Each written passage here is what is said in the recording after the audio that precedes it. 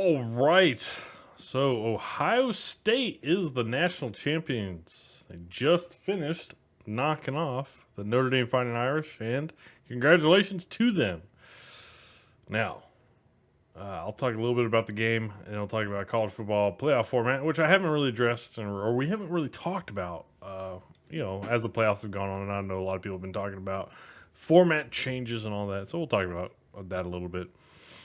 But Ohio State dominated this game. For whatever reason, they felt like they needed to give Notre Dame a better look than what they were giving them in the first half, even the start of the second half, because that game shouldn't have been as close as it was as it came in, into the middle part of the fourth quarter.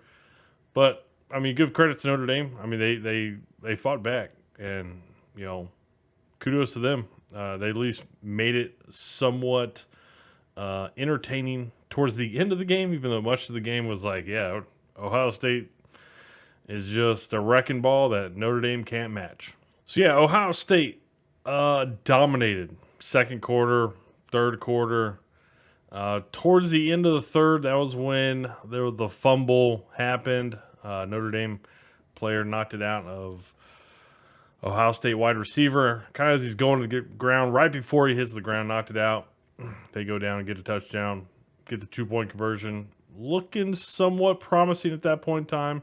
It was 31-15. And then they get a big-time stop, which I don't know what Ohio State was doing then, really on offense. It seemed like they stopped handing the ball off to their running backs for whatever reason, because that's what they were. I mean, they were dominating Notre Dame, running the ball with their running backs. And they just kind of stopped doing that.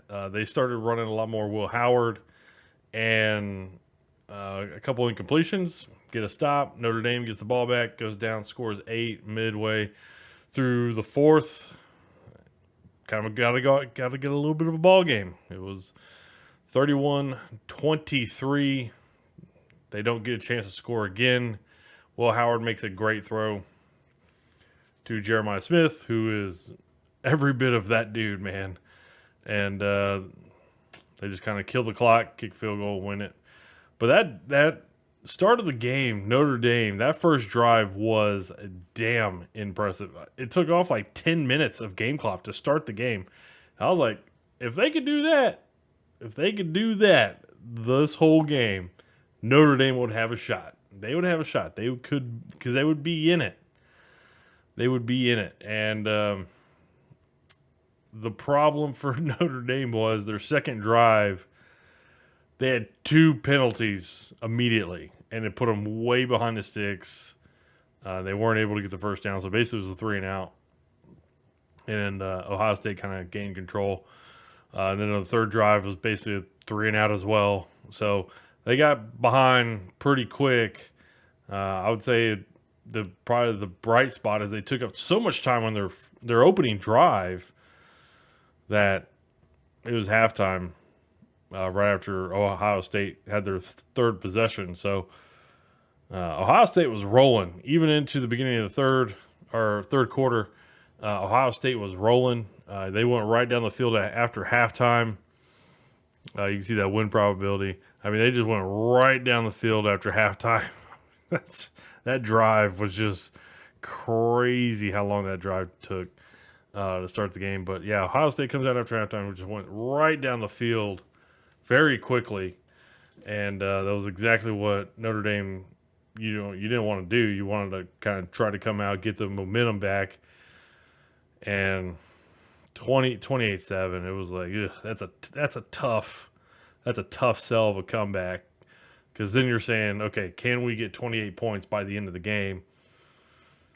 And at that point in time, they hadn't even stopped Ohio State once, and it just was not good. It was just not a good look. Notre Dame, after that first drive was just not good. So, anyways, I mean, you gotta give kudos to Ohio State, man. I mean, they came out and they looked every bit as good against Oregon and Tennessee. I'm not gonna say Texas, because Texas I mean, they were in, both of them were in that game all the way to the end. So yeah, it was a pretty good game. It was a pretty good finish there for Ohio State. Come out, kind of put their foot down on who was going to win that game. So good news to them. The one thing I'll say is Notre Dame came back. They came back. They at least had that fight back, and if they don't hit on that big play, big pass to Jeremiah Smith right there, with 2 minutes left to go, that would have been a lot of people would have been, why are we throwing it that far down the field?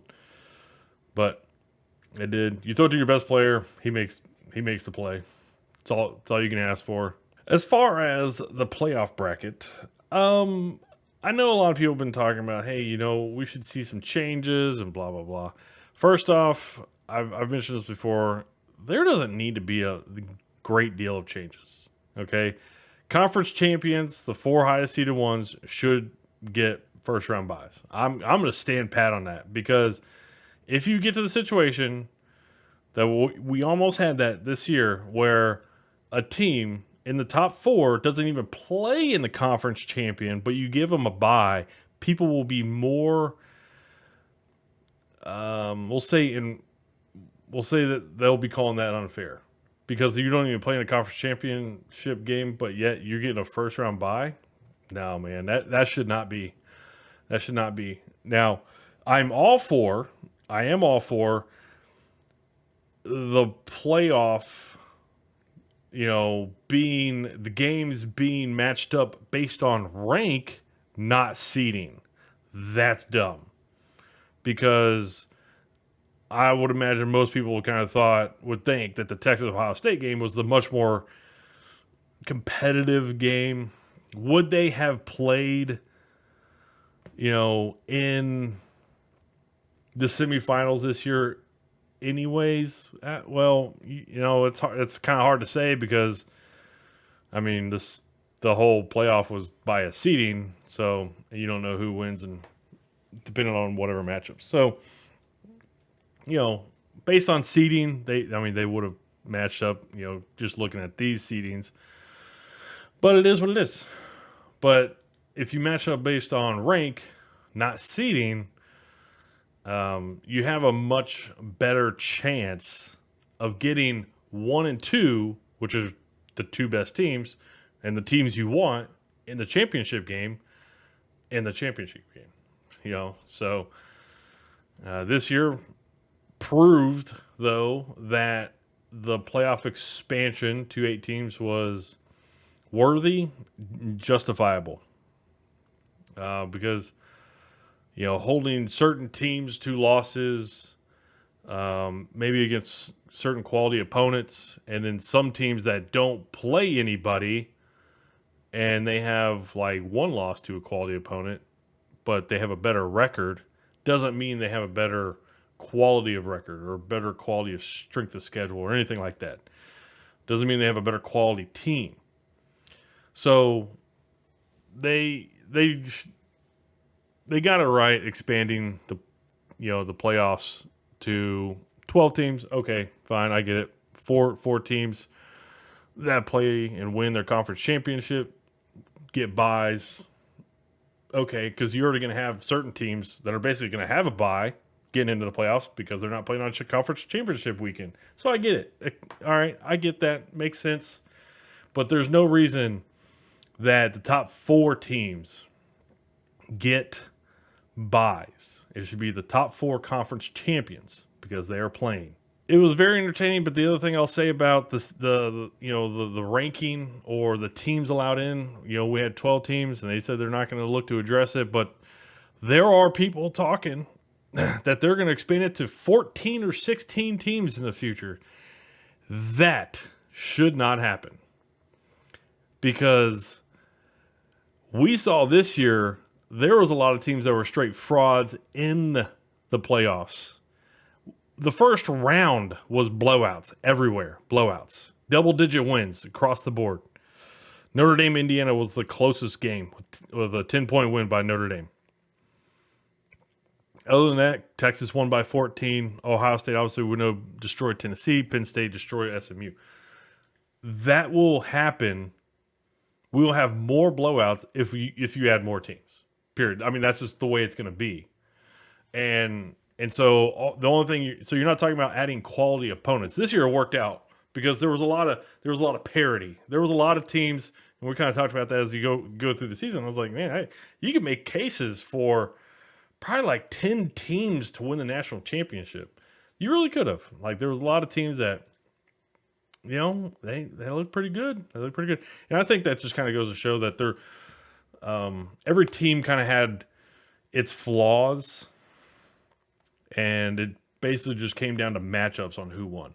So expanding it to 14 or 16 teams, that is purely about money. And if you go that route, then you better be paying the players that play in the college football playoff games. That's what I'll say. Absolutely need to be paying players that play in college football playoff games. If you go and expand, honestly, I think it should be that way now, even at 12, because I don't know, are they getting any bit of that money that comes in for the revenue? Probably not. So, yeah, there's no reason to expand it to 14 or 16. Not at all. We saw the first round. There were blowouts. There were blowouts in the second round. So there's no reason to add more teams to the playoff. Not at all. There's none. But it keeps people invested. It doesn't matter. We talked about expanding, we, as I'm a part of this. I am as a fan, right? But expanding the playoffs from 4 to 8 was kind of about some of those teams that were on the bubble of like 5, 6, 7 last year. Florida State, they were kicked out, but they could have been a worthy. They wouldn't have been out of this year's playoff, but it was things like that. It was like we want the best teams in, and it's like you're really having to nitpick this. I felt like the 12 teams that we had probably the best team in college football. I would have been interested to see South Carolina in because they were hot at the right time at the end of the year, and the LSU loss wasn't worthy. So that wasn't a worthy loss. That shouldn't have counted. And I feel like the committee probably should have looked at that one and said, yeah, you know what? We're going to disregard that loss because the officials screwed that game up. But, it is what it is. And there's no reason to expand it past 12 teams. I feel like we got the best teams in with a few teams given some shots, to some teams, some possible scenarios and things like that. Okay, fine. But yeah, no need to expand it. 4 conference championships winners get buys, but seed games based on rank. No need to expand it. I think it's fine. It's good enough. And if you do expand it, if that's even a thing that comes up in the future, you need to talk about game checks for players because they're not pros. It's like, but they make money on NIL, but they don't make. They ain't getting paid directly. They get paid from NIL. So eventually down the line, you will add more games in, and the players will say, "No, screw that. I'm not putting my future from payment in the NFL on the line." By playing a possibility of 3 or 4 extra games. So that's just some of my thoughts about the playoff. And I thought it worked pretty good this year, though. I thought it did. We had some really weird kind of parity. Like how do you validate certain teams like, Indiana, who only played one meaningful game against Ohio State and they got slaughtered, versus, someone like, Penn State, who had 2 losses against Ohio State and Oregon. So it was a kind of a tough, how do you value certain teams? Like, as much, is it based on losses or based on strength of schedule, strength of record, that kind of stuff? So I'm a big proponent on strength of record, and I don't care if you beat up on a bunch of crappy teams, because crappy teams shouldn't beat you. Even if you're like the 30th best team, you should be able to beat all the teams in 70s, 80s, and 90s, and 100. So that shouldn't even matter. So those games don't matter. That's why people always talk about top 25 ranked wins, top 10, top 5 wins. That because those are teams that are a little bit more relevant. So it was a great fun season. Ohio State, congratulations, national champs.